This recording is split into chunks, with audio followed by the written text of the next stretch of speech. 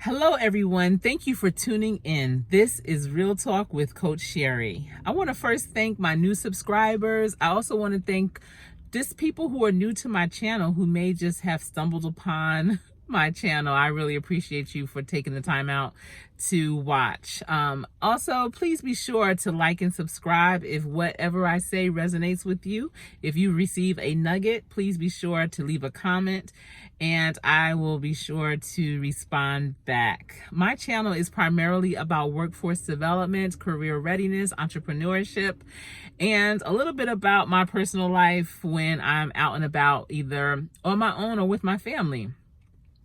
Well, today's video, I really want to talk about how common sense is not always common.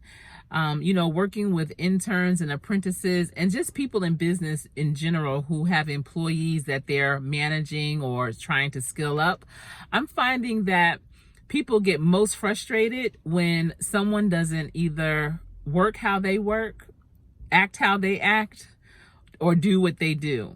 And they look at it as, why? I don't understand why they're not doing that. Why don't they get it? Why don't they know this? Well, it's because that's common to you and that's your common sense, but it's not common for everyone. You have to really take into consideration that people have had different life experiences. They have different beliefs because of those experiences. And if they didn't experience something the way that you did, they may not react in the same way that you would react. So once you really understand that, you really will find yourself getting less frustrated at the people around you or the people that you are managing, supervising, people that work side by side with you, your peers, your colleagues. When you realize that your truths aren't always their truths, you'll find yourself relaxing, being able to have more compassion and patience for them. Sometimes it takes a person a lot longer to catch on to something. Sometimes it takes you explaining the why of the reason for doing something in a certain way, because they may not know why. They may not know that. For instance, there was an intern in one of our groups who had a lot of tattoos and piercings, and we had a Dress for Success segment. And in that Dress for Success segment, it was shared with the whole group that if you do have a lot of tattoos or a lot of piercings, when you go on an interview for a job that can lead to a career, you really need to present yourself in a way that those items are not as visible, because they can be very distracting, and that also may say something of your brand before you're able to really show and prove who you truly are in your work ethic. Sometimes people judge you, unfortunately, at the door with how you look visually. And so the young lady that has a lot of tattoos and piercings was like, that's something my mother used to always tell me, and I never believed her. You're only the second person that I've heard that from. So, how it is sometimes when your parents share something with you and they tell you what not to do or whatever, a lot of times the kids don't take heed to it. They always are like, oh, mom, you always saying something negative. Oh, you always have something bad to say or whatever. And sometimes it takes a stranger or another person to come up and tell them basically the same thing, but without having spoken to their parents. And then they look at it like, that must be a real thing, because that is something my mother told me, but you're saying it too. So it really made her stop and consider, like, well, maybe I do need to scale things back a bit. That's interesting.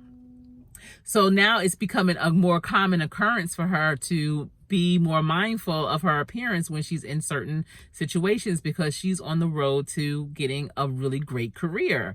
And, she wants to do all that she can to secure that opportunity for herself. And sometimes it might take maybe changing your appearance, especially when you are working with customers and you're doing more customer service type work. You're facing the customers and they see you and you're representing the company. Sometimes the way you look does matter. I'm not saying don't be yourself, but in some instances you have to scale back and do some code switching. So that's one of the things. But, even with the work ethic, I had one trainer who works really, really hard. He actually came here from another country, and, he just doesn't stop. So when he got an intern that didn't have that same drive or will, he couldn't understand it. And I said, it might take more coaching on your part, but also on his part to understand, you come from different cultures, different backgrounds, you have different needs, you have a whole family that you're supporting. This young man doesn't have children or a spouse or a household to financially take care of. So, his priorities are totally different from yours. And it's common to you to know that, you have a job, you work really, really hard from the start of the day to the end of the day. And this young man doesn't know that. He knows his hours, and he needs to know that he needs to work within those hours, and that's what he's going to do. And 9 times out of 10, he's not going to do any more or any less. What's common for you is not common for him. And even though he's not working to the intensity that you want him to, he is working. And so you have to relax within yourself, because what happens is the person that gets agitated will be the ones that have the downfall. They'll be the ones that get sick, have the heart attack, get the high blood pressure. And the person that they're concerned about or worried about or talking about, they're just chilling. They're in the cut. They don't see what's going on. What's wrong? What's happened? So, that goes into communication as well. So with common sense and it not being common for everyone, it takes communication, understanding, and compassion. I hope that you all got something from this message. And if you did, please leave a comment below and share with me. Have you experienced that things that are common for you are not necessarily common for others? And if so, how has that affected you? Or what changes did you make? Or did they make to make it all right? All right, everyone. This has been Real Talk with Coach Sherri. Thank you so much for tuning in. If you got a nugget, please be sure to subscribe and like. And also maybe hit that notification bell so when I make new videos, you'll be notified.